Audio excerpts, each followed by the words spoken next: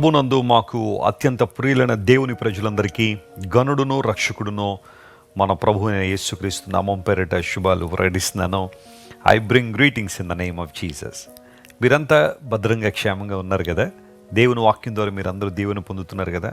Bible గ్రంథం ప్రతిరోజు చదవడం వలన, దేవుని సన్నిధిలో మనం ప్రతిరోజు ప్రార్థించడం వలన, దేవుని వైపు మనం చూడడం వలన విశేషమైన దేవుని దీవెనలు మనం పొందుకుంటూ ఉంటాం. అపోస్తలుడైన పౌలు ఆయా సందర్భాల్లో ఆధ్యాత్మిక దీవెనల గురించి రాసుకుంటూ వచ్చాడు. మనందరూ కూడా దేవుని ద్వారా ఏర్పరచబడిన వారమని, విమోచింపబడ్డామని, పరిశుద్ధాత్మ ద్వారా ముద్రించబడ్డామన్న సత్యం మనం ఎప్పుడూ మర్చిపోకూడదు. ఆధ్యాత్మిక దీవెనలతో మనం నింపబడినప్పుడు అన్ని విషయాల్లో కూడా దేవుడు మనల్ని దీవించడానికి ఆయన ఇష్టపడుతున్నాడు. ప్రతిరోజు ఒక వాగ్దానాన్ని బైబిల్లో మనం ధ్యానం చేస్తున్నాము. అలా చేయడం వల్ల దేవుని దగ్గరగా మనం రాగలుగుతున్నాము. దేవుని ప్రేమను ఇంకా సంపూర్ణంగా మనం అర్థం చేసుకోగలుగుతున్నాం. దేవుని వాగ్దానాలన్నీ కూడా క్రీస్తు ప్రభునందు అవును అన్నట్టుగానే ఉన్నాయని లేఖనాలు ధృవీకరిస్తున్నాయి. ఈరోజు వాగ్దానం కోసం కనిపెడుతున్నారు కదా? కీర్తనల గ్రంథం 35వ కీర్తన 10వ వచనం చదువుకుందాం. Psalm 35 and verse 10. అప్పుడు యెహోవా, నీ వంటి వాడు ఎవడు? మించిన బలము గల వారి చేతి నుండి దీనులను, దోచుకొని వారి చేతి నుండి దీనులను, దరిద్రులను విడిపించువాడవు నీవే అని నా ఎముకలన్నీ చెప్పుకొనును. ఎంత చక్కని మాట! యెహోవా నీ వంటి వారు ఎవరు? There is none like our God. ప్రపంచ చరిత్రలో, ఎస్పెషల్లీ క్రిస్టియన్ వరల్డ్లో, క్రైస్తవ ప్రపంచ చరిత్రలో ఈ మాటను బేస్ చేసుకుని ఎన్నో పాటలు మనం పాడుతూనే ఉన్నాం. క్రైస్తవ ప్రపంచంలో చూస్తూనే ఉన్నాం. నీ వంటి వారు ఎవరు నాయన? నీకు సాటి అయిన వారు ఒక్కరు కూడా లేరు. దేవుని ఔన్నత్యం అదే. దేవుడు ఎప్పుడు కూడా ఎవరు క్రిందో పనిచేసేవాడు కాదు. ఆయన అత్యున్నతమైన సింహాసనం మీద ఆసీనుడై ఉండు దేవుడు. ఆయనకు సమానులు కానీ, ఆయనకు మించిన వారు కానీ ప్రపంచంలో ఎవరు లేరు, ఉండరు కూడా. యెహోవా నీ వంటి వారు ఎవరు? దావీదు భక్తుడు ఇదే ఎక్స్ప్రెషన్ ఆయా సందర్భాల్లో ఇస్తూ ఉన్నాడు. దేవా నీ వంటి వారు ఎవరు లేరు నాయన. సమూయేలు తల్లి అయిన హన్నా కూడా దేవుని స్తుతిస్తూ ఇలా అంటుంది, ప్రభువా నీ వంటి వారు ఎవరు? పరిశుద్ధతలో నీ వంటి వారు ఎవరు అని ప్రశ్నించింది. నిజమే, దేవుడు పరిశుద్ధతలో ఆయన ఉన్నతమైన స్థితిలో ఉండేవాడు. ఆయన ఒక వ్యక్తిని మనం ఆరాధన చేస్తున్నామంటే, లేదా ఒక దేవుని ముందు తల ఉంచుతున్నామంటే ఆయన పరిశుద్ధుడా కాదా అని ప్రశ్నించుకోవాలి. దేవుని యొక్క ఔన్నత్యమైన లక్షణం పరిశుద్ధత. పరిశుద్ధతలో ఆయనకు సమానులు లేరు. క్షమించడంలో ఆయనకు సాటి అయిన వారు లేరు. మేలు చేయడంలో, వాగ్దానాలు నెరవేర్చడంలో ఆయనకు సాటి అయిన వారు మరొకరు లేరు. దేవా నీ వంటి వారు ఎవరు? ఎందుకు దేవుడు అలాంటి ఉన్నతమైన అనుభవాల చేత ఉన్నాడు అంటే, మించిన బలము గల వారి చేతిలో నుండి, దోచుకుని వారి చేతిలో నుండి దీనులను విడిపించువాడు నీవు. ప్రపంచంలో తమను తాము బలవంతులుగా చిత్రీకరించుకుని, మాకే చాలా బలం ఉంది, అండబలం ఉంది, కండబలం ఉంది, గుండె బలం ఉందని చెప్పి దీనులు దోచుకునే వాళ్ళు కొంతమంది ఉంటారట. అయితే దేవుడు దీనుల పక్షాన నిలబడేవాడని ఆయా సందర్భాల్లో బైబిల్లో స్పష్టంగా మనం చూస్తూనే ఉన్నాం.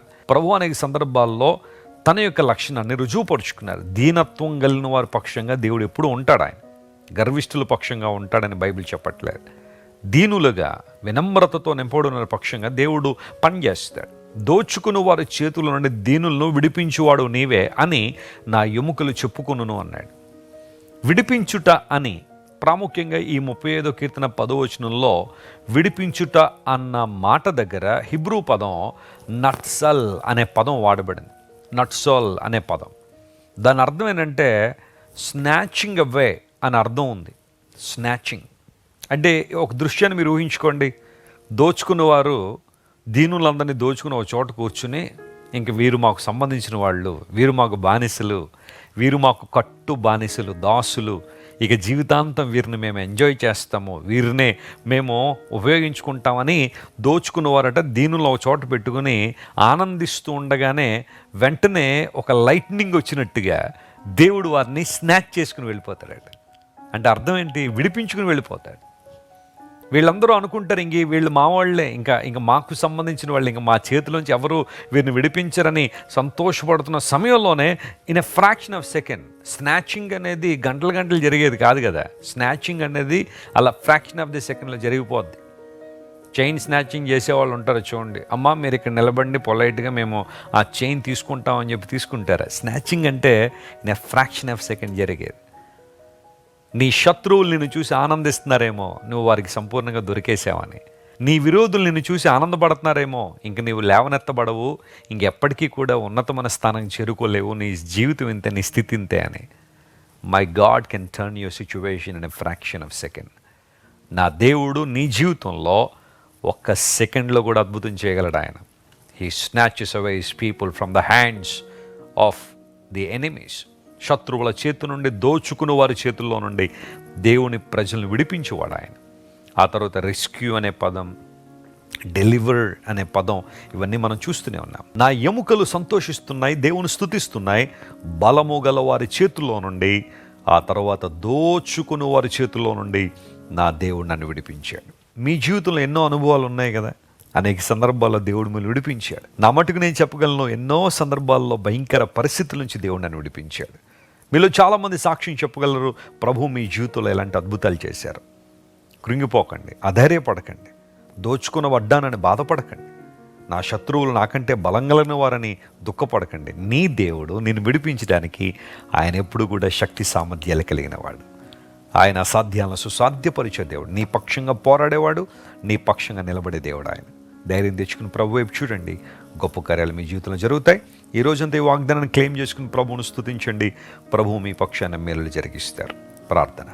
ప్రేమగల తండ్రి, మించిన బలము గల వారి చేతుల్లో నుండి, దోచుకుని వారి చేతుల్లో నుండి మమ్మల్ని విడిపించే దేవుడు నీవు గనుక నీకు స్తోత్రాలు. ఎన్నోసార్లు మమ్మల్ని విడిపించావు, ఇక ముందు కూడా నువ్వు సామర్థ్యం కలిగిన వాడు గనుక నీకు స్తోత్రాలు.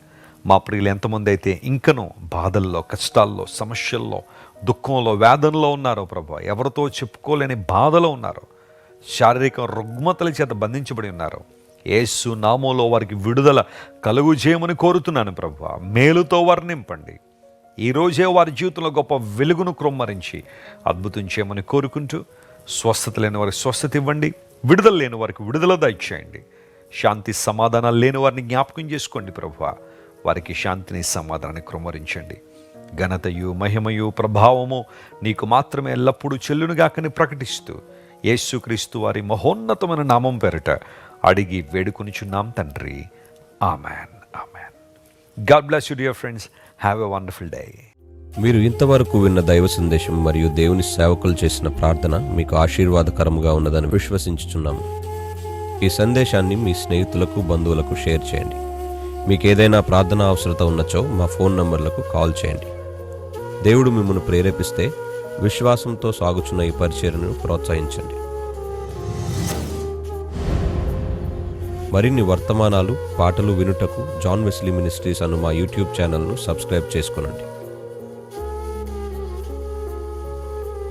ప్రభువైన యేసుక్రీస్తు కృప మీకు తోడైండును గాక.